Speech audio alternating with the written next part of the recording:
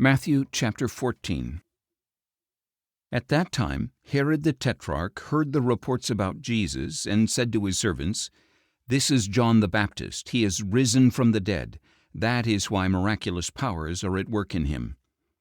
Now Herod had arrested John and bound him and put him in prison on account of Herodias, his brother Philip's wife, because John had been telling him, "It is not lawful for you to have her." Although Herod wanted to kill John, he was afraid of the people because they regarded John as a prophet. On Herod's birthday, however, the daughter of Herodias danced before them and pleased Herod so much that he promised with an oath to give to her whatever she asked. Prompted by her mother, she said, "Give me here on a platter the head of John the Baptist." The king was grieved, but because of his oaths and his guests, he ordered that her wish be granted and sent to have John beheaded in the prison. John's head was brought in on a platter and presented to the girl, who carried it to her mother. Then John's disciples came and took his body and buried it, and they went and informed Jesus. When Jesus heard about John, he withdrew by boat privately to a solitary place. But the crowds found out about it and followed him on foot from the towns. When he stepped ashore and saw a large crowd, he had compassion on them and healed their sick. When evening came, the disciples came to him and said, "This is a desolate place, and the hour is already late. Dismiss the crowds so they can go to the villages and buy themselves some food."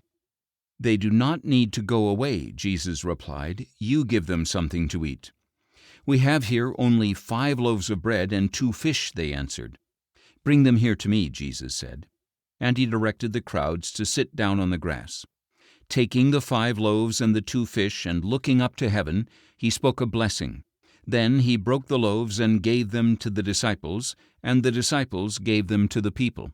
They all ate and were satisfied, and the disciples picked up 12 basketfuls of broken pieces that were left over. About 5,000 men were fed, in addition to women and children. Immediately Jesus made the disciples get into the boat and go on ahead of him to the other side, while he dismissed the crowds. After he had sent them away, he went up on the mountain by himself to pray. When evening came, he was there alone, but the boat was already far from land, buffeted by the waves because the wind was against it. During the 4th watch of the night, Jesus went out to them, walking on the sea. When the disciples saw him walking on the sea, they were terrified. "It's a ghost," they said, and cried out in fear. But Jesus spoke up at once. "Take courage, it is I, do not be afraid."